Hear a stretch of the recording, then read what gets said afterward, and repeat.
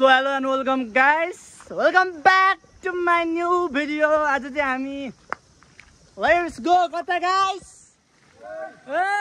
Swimming खेल्नलाई एकदमै natural तिर है त. यस्तो यस्तो पनि पाइन्छ हाम्रोतिर. आहा लास्टै चिसो रहेछ यो पानी. मान्छे पनि एकदम ह्यान्डसम मेरो हाम्रो काललाई. या पुनः गर्नु भएको छ हाम्रो यो दिदाइले. आज कसको पार्टी रे? Baby LIGO.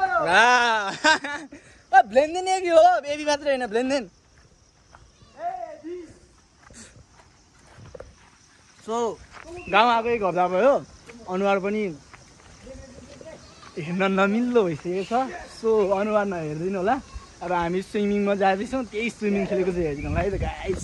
र हामी बाख्रा पनि चलाउन आएको छौँ होइन. हामी चाहिँ आज डुन्डेरे खोलामा स्विमिङको लागि जाँदैछौँ. हामी 4 जना छौँ, हेर्न सक्नुहुन्छ. कान्छा तामाङ, मन कुमार अनि हाम्रो एबी अजित मान लन्डनकै हिरो है त. पुरा जम्बु बोकेर सर्ट हिँड्दै हुनुहुन्छ त्यहाँ.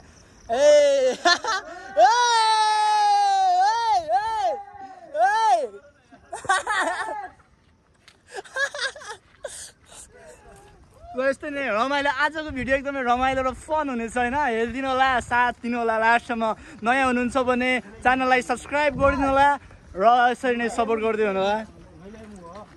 हेर्नु हाम्रो ब्लेन्डनको हिरो आज एकदम जम्बु पुगेर टक्क लाएर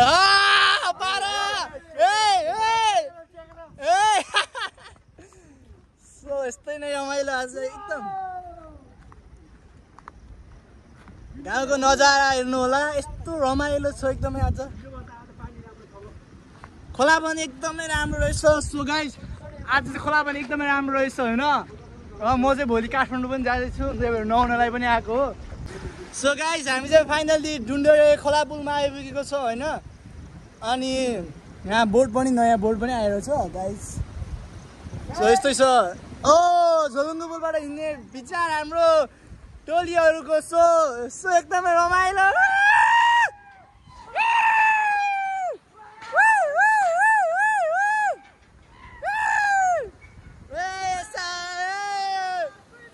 सो गाइस खोला हेर्न सक्नुहुन्छ है तपाईँहरूले. खोला ओ माई गॉड. हामी खोलामा पौडी खेल्ने चाहिँ त्यहीँ हो. सो हेरिदिनु होला. भरे यस्तो शानदार डाइभहरू चाहिँ हामी देखाउने छौँ तपाईँहरूलाई. भ्लग चाहिँ अन्तिमसम्म हेरिदिनु होला है त. हेरिसकेपछि नयाँ हुनुहुन्छ भने सब्सक्राइब गरिदिनु होला र कमेन्ट पनि गरिदिनु होला कस्तो लाग्यो हाम्रो भिडियो. मान्छे नराम्रो छ, बोली पनि नराम्रो छ, तर यो प्रगतिलाई हेरिदिनु होला कृपया. सो फाइनली हामी चाहिँ आइपुगिसक्यो. कता? बास्याङमा. होइन बास्याङमा नै. बाटो यस्तो छ गाइस. बारुलाले दियो केटा हो.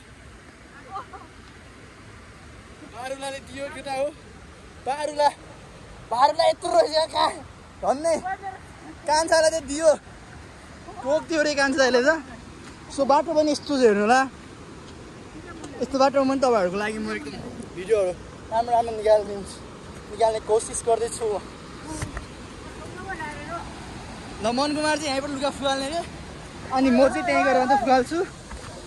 बाटो यस्तो छ तर खासै गाह्रो चाहिँ छैन. पहिला पनि हिँडेकै हो यिनीहरूमा. ल धेरै टोकेको जस्तो चाहिँ कान्छाले बारुवाले. सो गाइस तपाईँहरू पनि आउन सक्नुहुन्छ. यहाँ एकदमै रमाइलो छ. स्विमिङ पुल हेर्नु न त्यहाँ. देखो बाटो हेर्नु होला है गाइस. बाटो हेर्नुहोस् यस्तो बाटो छ. खासै नराम्रो छैन. असार साउन भएर घाँसहरू धेरै पलाएर चाहिँ झारे देखेको. यहाँ रोडै छ पहिला गाडी गुडेकै हो. र यो भिडलाई पनि हेर्न सक्नुहुन्छ तपाईँहरू. एकदमै मनमोहक छ नि त है हाम्रो गाउँ पनि. सो उहाँहरू चाहिँ पुग्नु भइसक्यो दाइ र भान्जा. अनि म चाहिँ भिडियोको कारणले ढिलो भएँ त. त्यो हिँडिरहेको छु. बाटो कस्तो हो लड्यो भन्छ.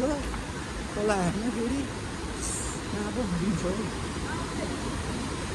सो फाइनली गाइस 1 घन्टापछिको मेहनतपछि हामी आफ्नो डेस्टिनेसनमा आइपुगेका छौँ. तपाईँहरूलाई भिडियो कस्तो लाग्यो होला. अब हामी चाहिँ स्विमिङ गर्नेछौँ.